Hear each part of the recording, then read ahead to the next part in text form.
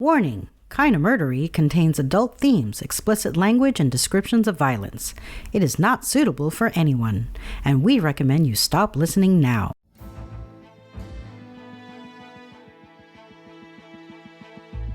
Hello everyone, and welcome to Kinda Murdery, a true crime podcast that's mostly about murder, and always about the strange and compelling stories that arise when the path less traveled twists to darkness, and those who walk its shadows surrender to violence and corruption.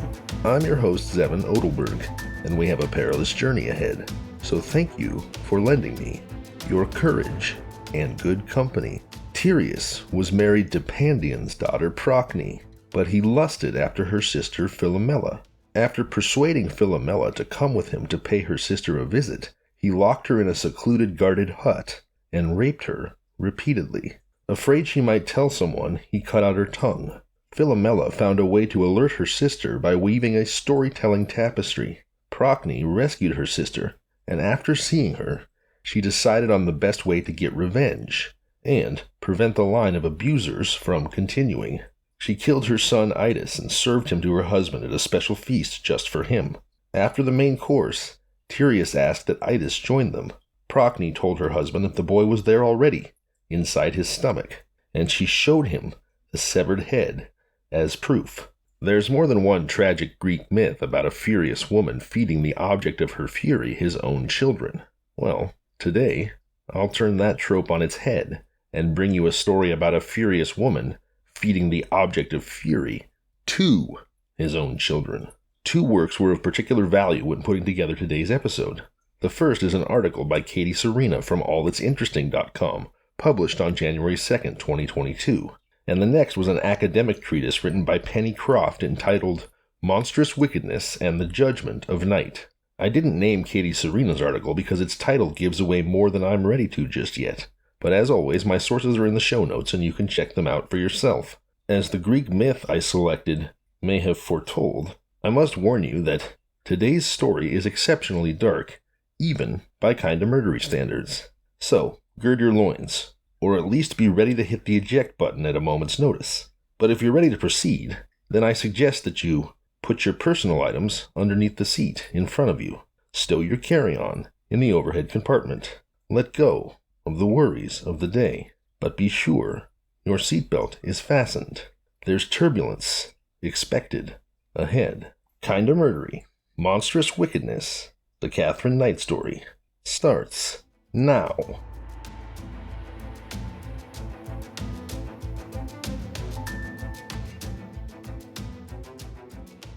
I'm about to tell you the story of the first woman in the history of the Commonwealth of Australia to be sentenced to life in prison without the possibility of parole. And this is actual life in prison, never to be released, not the 25-year sentence that's sometimes called life in the U.S. Her name is Katherine Knight. The crime for which she was convicted was committed in the year 2000, and she is serving that life sentence as we speak. Knight's trial was brief, and that which did occur focused less on proving her guilt and more on demonstrating that she was an inhuman monster. To that end, prosecutors convinced the judge that Knight's horrific crime was inspired by the horror movie Resurrection. And while horror movie fans, of which I'm one, may take exception with the assertion that being a horror movie fan can inspire one to be a heinous murderer as well, let's take that valid objection and set it aside and stick to the facts of this case. I'll start by sharing with you the blurb for the horror film Resurrection, which reads, "Warning, most mind-blowingly shocking film you will see this year. The movie is rated R. It was directed by the director of Highlander and stars Christopher Lambert as Detective John Prudhomme. The Slayer in this movie kills 33-year-old males with the names of apostles each Friday, carving verses of the Bible into their flesh. Each time he removes a body part with almost surgical precision in order to create a body of the dismembered parts for the resurrection of Christ." Holy moly, this is blasphemous for the Christmas season, but we're already here. There's nothing to do at this point but soldier on. The killer needs the blood of a newborn baby boy born at midnight of a mother named Mary, and it's his routine and predictability that is his downfall. Detective Prudhomme saves the baby and in the process himself and shoots the slayer. Katherine Knight enjoyed macabre, disturbing, and gruesome videos. For Justice O'Keefe, the judge at her trial, Simply watching horror films was an indicator of Knight's disturbed nature. However, for horror film fans, Resurrection is not particularly graphic or horrifying. Much of the killing takes place off-screen, with the focus instead on the late arrival of the police to an abject scene organized by the perpetrator. In fact, the first violence on screen is by the police against one of their own. So what bearing, if any, does this movie have on Katherine Knight's crime? Well, let's start somewhere closer to the beginning of the story. Slaughterhouse worker Katherine Knight became the first woman in Australia to receive a life sentence without possibility of parole after she decapitated and cooked John Charles Thomas Price. Most lovers' quarrels end with an apology, but for Katherine Knight, murder and mutilation were the grand finale. Not only did this Australian professional butcher of both cows and humans stab her lover with a butcher knife at least 37 times in February 2000, she then chopped him up, cooked him, and prepared to serve him to his own children. But even before Price's grisly killing, the life of Katherine Mary Knight was marked by violence and sexual abuse that only hinted at the bloodshed to come. Born on October 24, 1955 in Tenterfield, Australia, Katherine Mary Knight was the product of a scandalous affair between her mother, Barbara Ruffin, and her father, Ken Knight. Ruffin was not only already a mother of 4 boys with another man, but she even met Knight through her husband. When their secret rendezvous came to light, it rocked their small conservative town.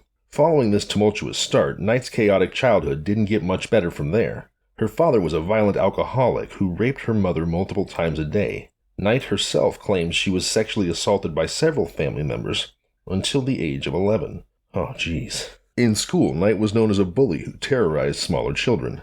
Without ever learning how to read or write, she quit school at the age of 15 to work at a clothing factory. A year later, she landed her, quote, dream job, unquote, at a slaughterhouse, cutting out the internal organs of animals. Journalist Peter Lawler wrote in Bloodstain, his true crime book that covered Katherine Knight, that she loved her job so much that she hung her first set of butcher knives over her bed, just in case she ever wanted to use them. And eventually, she did. While working in the butcher shop, Knight met David Kellett, a raging alcoholic much like her father who was prone to fistfights. Used to this kind of violence, Knight surprised her new beau when she joined in one of his drunken scuffles. He soon realized, however, that Knight was capable of doing more than a little damage with her fists. Before long, he found himself being dominated by her.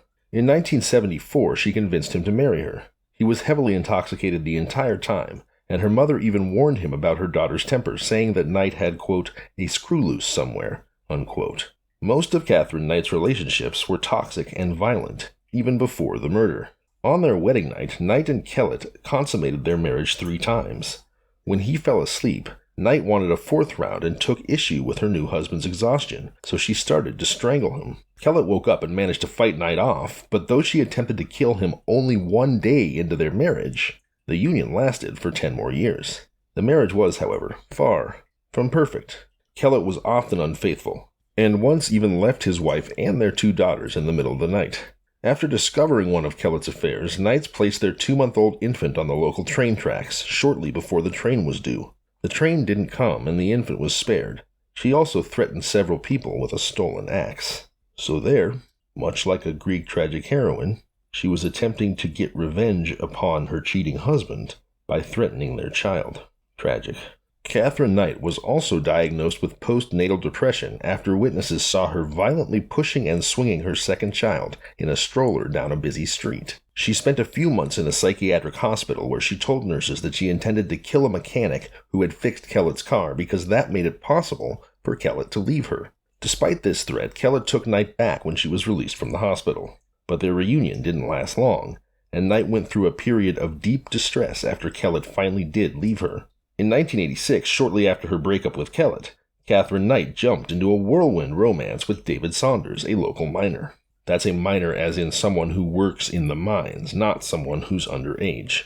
Within a few months, Saunders moved in with her and her 2 daughters. However, he kept his apartment, and Knight became incredibly jealous and suspicious about what he did when she wasn't around. Like her previous relationships, this one quickly grew toxic and violent. At one point, she slit the throat of Saunders' 2-month-old dingo puppy in front of him just to show him what she was capable of. Still, they stayed together, and even had a daughter a year later. However, Saunders left Knight shortly after the birth because she had attempted to kill him with a pair of scissors. And remember, all of this and the law has not yet once been involved. Knight next met a man named John Chillingworth. They stayed together for 3 years and had a child, Eric, Knight's first son. While no violent incidents have been reported about their relationship, it ended after Chillingworth learned that Knight was having an affair with a man named John Charles Thomas Price. This was the man whose murder would send her to prison for life. The beginning of Katherine Knight and John Price's relationship was without complications. He had 2 older children who lived with him and seemed to like Knight, and he made enough money, like Saunders also as a minor, to keep her comfortable. They moved in together in 1995 and things were going smoothly. However, when she suggested they marry and he declined, Knight turned violent. Knight framed Price for stealing things from his company and got him fired. Though he initially kicked her out, a few months later they started seeing each other again. However, this time, he refused to let her move back in. According to their friends and neighbors, Knight's violence began to escalate. In February of 2000, an argument between John Charles Thomas Price and Katherine Knight culminated with her attempting to stab him in the chest. He took out a restraining order against her in an attempt to keep his children safe. Toward the end of the month, Price let on that he was concerned for his safety and told his co-workers that if he ever went missing, it was because Knight had killed him. He was right to be afraid. On February 29, 2000, Price came home from work and followed his usual routine of checking in with the neighbors before going to bed at 11 p.m. Knight came home shortly after, made herself dinner, watched TV, showered, and then went upstairs. She woke Price, the two had sex, and he went back to bed. Then, Katherine Knight took a butcher knife from next to her bed, where she always kept them, in case she ever wanted to use them, and she wanted to use them now. Knight stabbed Price 37 times. According to evidence, he woke up during the attack but could not fight her off. He succumbed to his wounds, and Knight dragged his body downstairs, skinned him, and hung his body from a meat hook in the living room. Then, she decapitated him and cut up pieces of his body to cook in a dish with potatoes, pumpkins, beets, zucchini, cabbage, squash, and gravy. She made the dish for herself, though the half-discarded contents later found at the crime scene suggest that she couldn't finish her meal. She then lay down next to the headless, mutilated corpse of Price, took a large number of pills, and passed out. Price's co-workers heeded his warning the next morning and called the police after he didn't show up for his shift. The police arrived to find Katherine Knight's gruesome crime scene and immediately detained the comatose Knight. Once she woke up, she claimed to have no memory of the night before. In the kitchen, police found Price's head boiling in a pot of vegetables on the stove. On the table, they found 2 full plates, each labeled with a name. In horror, the police realized that Knight had planned to serve John Price's body parts to his children. Despite her claims that she had no recollection of the night John Charles Thomas Price died, Katherine Knight was quickly charged with murder. In October of 2001, her trial commenced, but it didn't get very far. For reasons that remain unclear, Knight changed her plea to guilty, and the judge adjourned the case without testimony. She was escorted to prison that day, and the judge ordered that her papers be marked, quote, never to be released, unquote. For the first time in history, a woman in Australia was given a life sentence without parole. To this day, Knight nevertheless maintains her innocence and refuses to accept responsibility for her actions. Katherine Knight has appealed her sentence before, and it was denied almost immediately. She is still serving her life sentence at Silverwater Women's Correctional Center in New South Wales. Wow, that is an intense murder story. I'd like to pause here for just a moment to remind you, as I often do, about the 3-digit lifeline number 988 that you can call to receive immediate counseling for substance use, mental health, or suicidal thoughts. So, if you find yourself in acute crisis, and I hope you do not, but if you do, please call 988. Remember the number. Program it into your phone now. Also, if you're not in acute crisis, but you find yourself going through a tough time and you'd just like to make a connection with someone, please don't hesitate to reach out to me, kindamurdery@gmail.com. I would love to connect with you. I'm here, and I care. And never, ever, ever forget that the world is a better place with you in it. Also, as you know, I want our community to be a place of support and understanding for people with disabilities, physical or otherwise. And really not just people with disabilities, but anyone who feels like their life story, their challenges, are unique and perhaps something that not everyone knows about or has ever even thought of before. Sometimes we need to hear from a person about what they go through before that person becomes real to us. And it's my hope that by sharing our stories through the Kinda Murdery community, we can all become a little bit more real to each other and hopefully build empathy that way. If you'd like to share your story, and of course it's up to you whether it gets shared with the community, you can just share it with me and we can keep it between us if you'd like. But if you'd like to share, again, don't hesitate to reach out to me. kindamurdery@gmail.com or @kindamurdery on all social media. Now, before I let you go, I'd like to read you an excerpt from Penny Croft's academic treatise entitled Monstrous Wickedness and the Judgment of Night. While I'm not sure that this excerpt sheds any new light on Katherine Knight's crimes, it does create a fascinating rubric through which to understand female murderers and their relationship to the larger justice system. Or at least that's what I thought. Please make your own determinations. Here we go. Again, quoting Penny Croft here. Barbara Creed's analysis in The Monstrous Feminine provides an alternative perspective on the place of female monsters in law. She asserts that female monsters are defined in terms of their sexuality, as with all stereotypes of the feminine. In particular, Creed argues that the monstrous feminine is constructed in relation to her mothering and reproductive functions. The monstrous feminine speaks to us about male fears, specifically castration. Although not much emphasis is placed upon it in the judgment, Katherine Knight is represented as having a voracious sexual appetite. Her former husband Kellett stated that on their wedding night, in which she choked him by grabbing his throat because of what she perceived to be his comparative inadequacy at sexual performance. If you'll recall, that was only being able to go 3 times and not 4. Knight also threatened Price and other lovers with castration, saying, quote, "If you leave me, I will cut your balls out," unquote. Knight appears to have had sex with Price just prior to killing him. She had a joyous day apparently filled with loving grandchildren and children, followed by enjoyable sex with no hint of aggression. Postcoital death is a common feature of horror films.